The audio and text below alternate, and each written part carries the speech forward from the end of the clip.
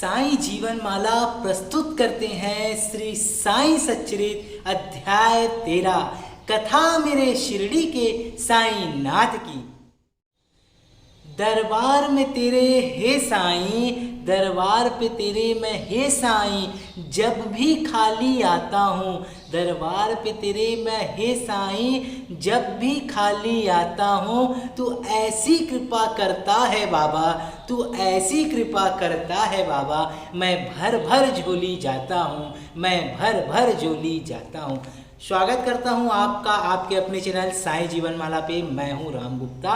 तो चलिए हर दिन की भांति साईं सच्चा की महाग्रंथ की पावन कथा आप लोगों के समक्ष लेकर आया हूं। और साईनाथ की द्वारका माई में बैठकर हूबहू शिरडी धाम करगी रोड कोटा जिला बिलासपुर छत्तीसगढ़ में स्थापित साईं बाबा सेवा आश्रम के इस पावन धाम में साईं सच्चरित का यह महाग्रंथ साईं बाबा के परम प्रिय मानस शिष्य श्री कैलाश चंद गुप्ता जी के आशीर्वाद से और उनके आदेशानुसार संसार में फैली कोरोना महामारी को दूर करने के लिए यह महाकथा का पाठ करने का हमें आदेश प्राप्त हुआ था। तो हम प्रतिदिन बाबा के इस महाग्रंथ का पाठ आप लोगों साईनाथ महाराज को सुना रहे हैं। साईं सच्चित महाग्रंथ के अध्याय 13 की पावन कथा का अगला पाठ आज हम आपको बताने जा रहे हैं। उससे पहले अगर आप सभी साईं जीवन माला के इस चैनल पे नए हैं तो सब्सक्राइब कर लीजिए, बेल आइकन को ऑन कर लीजिए। अगर आप साईं जीवन माला के पर्सनल मेंबर्स बनना चाहते हैं तो ज्वाइन बटन को क्लिक करके आप सभी साईं बाबा सेवा आश्रम और साईं जीवन माला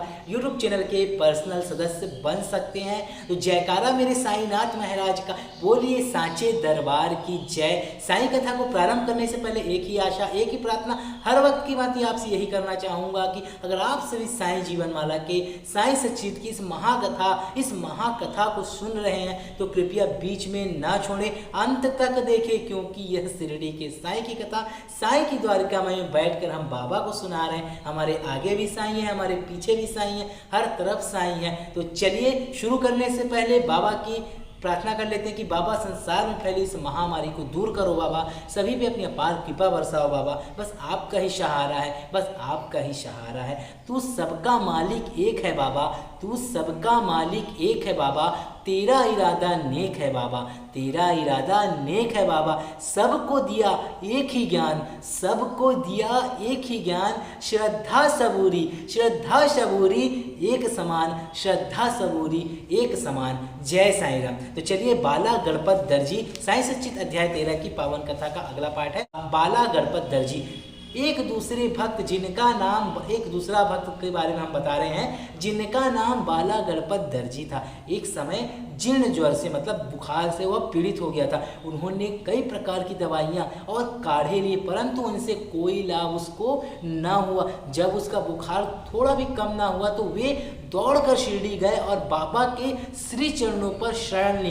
बाबा ने उन्हें एक विचित्र आदेश दिया कि लक्ष्मी मंदिर के पास जाकर एक काले कुत्ते को थोड़ा सा दही और चावल खिलाओ। वे यह समझ ना सके कि इस आदेश का कैसे पालन करें। घर पहुंचकर चावल और दही लेकर वे लक्ष्मी मंदिर पहुंचे, जहां उन्हें एक काला कुत्ता पूंछ हिलाता हुआ दिखा। उन्होंने वह चावल और दही उस कुत्ते के सामने रख दिया, जिसे वह तुरंत ही खा लिया। इस चरित्र की विशेषता वर्णन कैसे करूं कि उपयुक्त उपाय करने मात्र से ही बाला गणपत दर्जी का ज्वर शांत हो गया। तो देखें आपने कि बाबा का विचित्र चिकित्सा पद्धति रहता था। बाबा का अलग अलग तरीके का मतलब उनकी दवाई करने का उपाय रहता था। एक भक्त बाला गणपत दर्जी को बाबा ने काले कुत्ते को लक्ष्मी मंदिर के पास जाकर दही मिश्रित चावल खिलाने का आदेश दिया और उसे खिलाने के बाद उसका ज्वर समाप्त हो गया। तो ऐसा थे मेरे शिरडी के साईं बाबा,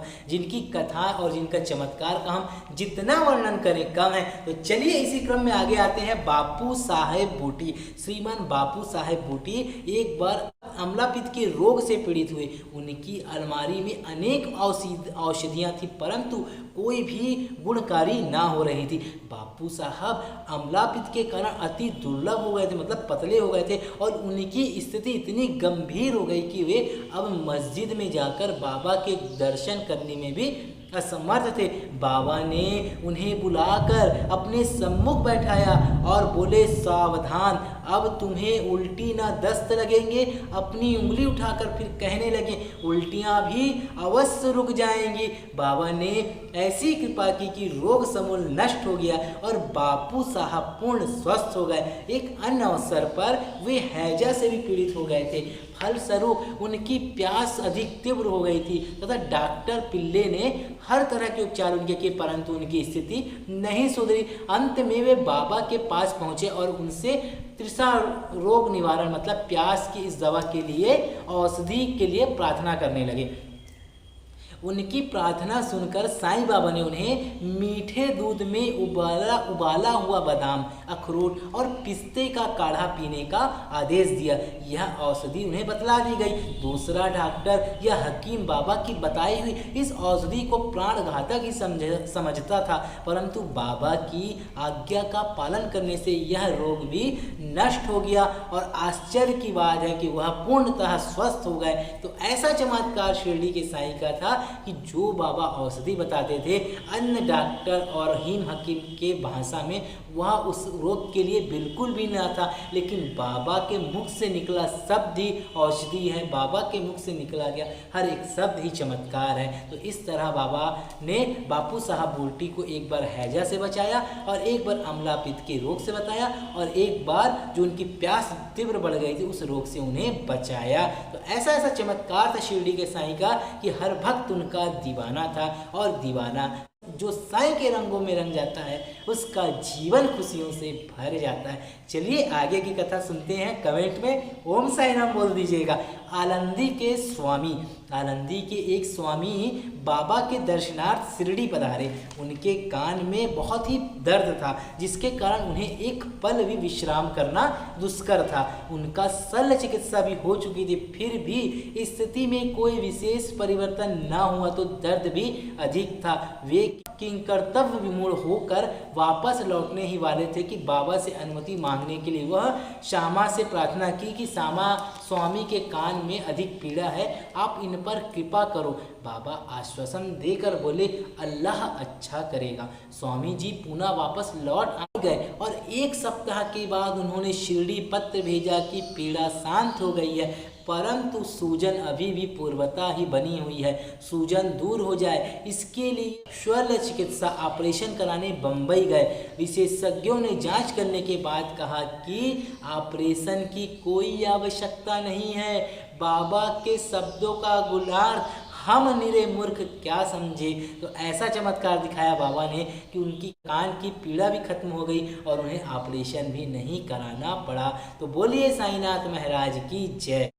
काका महाजनी, काका महाजनी नाम के एक अन्य भक्त को बीमारी हो गई, कहे कि अतिसार की बीमारी हो गई और बाबा का कहीं सेवा क्रम कहीं टूट ना जाए, इस कारण वे एक लोटा पानी भरकर मस्जिद के एक कोने में रख देते थे। मतलब पेचिस की बीमारी उन्हें हो गई थी ताकि शंका होने पर शीघ्र ही वह बाहर जा सके। श्री साईं बाबा को तो सब विदित था, सब ज्ञान था, फिर भी काका ने बाबा को सूचना इसलिए नहीं दी कि वे रोग उससे शीघ्र ही ठीक हो जाएंगे। मस्जिद में फर्श, द्वारका माई में फर्श बनाने की स्वीकृति बाबा से प्राप्त तो हो ही चुकी थी, परंतु जब कार्य प्रारंभ हुआ तो बाबा क्रोधित हो गए और उत्तेजित होकर तेज गुस्से में चिल्लाने लगे कि जिससे वहां पर भगदड़ मच गई। जैसे ही काका भागने लगे वैसे ही बाबा ने उन्हें पकड़ लिया और अपने सामने बैठा लिया। इस गड़बड़ी में कोई आदमी मूंगफली की छोटी सी थैली वहां पर भूल गया था। बाबा ने एक मुट्ठी मूंगफली उसमें से निकाली और छीलकर उसके दाना काका को खाने के लिए दिए। क्रोधित होना, मूंगफली छीलना और उन्हें काका को खिलाना, यह सब कार्य एक साथ ही चलने लगा। स्वयं बाबा ने भी उसमें से कुछ मूंगफली खाई। जब थैली खाली हो गई तो बाबा ने कहा कि मुझे प्यास लगी है, जाकर थोड़ा जल तो ले आओ। काका एक घड़ा पानी भर ले आए, उनमें से दोनों ने पानी पिया। फिर बाबा बोले कि अब तुम्हारा अतिसार रोग, तुम्हारा पेचिस रोग दूर हो गया है, तुम अपने फर्श के कार्य की देखभाल कर सकते हो। थोड़े ही समय में जो भागे हुए लोग थे सब पुनः वापस लौट आए और साईं की द्वारिका माई का वह कार्य प्रारंभ हो गया और काका का रोग भी अब प्रायः दूर हो गया था। इस कारण वे कार्य में संलग्न हो गए। अब आप सोचिएगा कि क्या मूंगफली से पेचिश की रोग की औषधि है? इसका उत्तर कौन दे? अगर वर्तमान में अगर हम चिकित्सा की सलाह लेते हैं तो मूंगफली से अतिसार मतलब पेचिश की बीमारी में वृद्धि होती है, ना कि मुक्ति होती है। इस विषय में सदैव की भांति बाबा के वचन ही औषधि स्वरूप थे। चलिए आगे की कथा। हरदा के दंतोपंत। हरदा के एक सज्जन जिनका नाम श्री दंतोपंत था, 14 साल की उम्र में उदर रोग से पीड़ित थे। किसी भी औषधि से उन्हें लाभ ना हुआ। अचानक कहीं से बाबा की कीर्ति उनके कानों में पड़ी कि उनकी दृष्टि मात्र से रोगी स्वस्थ हो जाते हैं। अतः वे भी भाग कर शिरडी आए और बाबा के चरणों की शरण ली। बाबा ने प्रेम दृष्टि से उनकी ओर देखकर आशीर्वाद दिया और अपना वरद हस्त उनके मस्तक पर रखा। आशीष और उदी प्राप्त कर वे स्वस्थ हो गए। भविष्य में उन्हें फिर कोई पीड़ा ना हुई। इसी तरह के निम्नलिखित 3 चमत्कार इस अध्याय के अंत में टिप्पणी में दिए गए हैं। माधवराज देशपांडे बाबा से रोग से पीड़ित था। बाबा की आज्ञा अनुसार सोनामुखी का काढ़ा सेवन करने से वे भी निरोग हो गए। 2 वर्ष के पश्चात उन्हें पुनः वही पीड़ा हुई। बाबा से बिना परामर्श लिए वे काढ़ा पीने लगे। परिणाम यह हुआ कि रोग अधिक बढ़ गया, परंतु बाबा ने बाद में अपनी कृपा से उन्हें शीघ्र ठीक कर दिया। काका महाजनी के बड़े भाई गंगाधर पंत को कुछ वर्षों से सदैव उदर में पीड़ा बनी रहती थी। बाबा की कीर्ति सुनकर वे भी शिरडी आए और आरोग्य प्राप्ति के लिए प्रार्थना करने लगे। बाबा ने उनके उदर को स्पर्श कर कहा, अल्लाह अच्छा करेगा। इसके पश्चात तुरंत ही उनकी उदर की पीड़ा मिट गई और वे पूर्णतः स्वस्थ हो गए। नाना साहब चंदोरकर को भी एक बार उदर में बहुत पीड़ा हुई। वह दिन रात मछली के समान तड़पने लगे। डॉक्टरों ने उनके अनेक उपचार किए, परंतु कोई परिणाम ना निकला। अंत में वे बाबा की शरण में आए और बाबा ने उन्हें घी के साथ बर्फी खाने की आज्ञा दी। इस औषधि के सेवन से वे पूर्ण स्वस्थ हो गए। इन सब कथाओं से यह प्रतीत होता है कि सच्ची औषधि जिससे अनेकों को स्वास्थ्य लाभ हुआ वह बाबा के केवल श्रीमुख से उच्चारित वचनों एवं उनकी कृपा का ही प्रभाव था। श्री सद्गुरु साईनाथ प्रणमस्तु शुभम भवतु। सप्ताह द्वितीय विश्राम।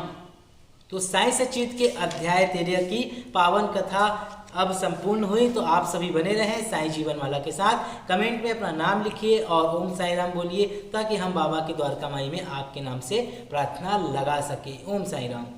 अगर इस वीडियो ने आपके दिल को छुआ हो तो इस चैनल को सब्सक्राइब करें, बेल आइकन को ऑन कर लें और लाइक करें। कमेंट करके जरूर बताएं कि आप सभी को यह वीडियो कैसा लगा। धन्यवाद।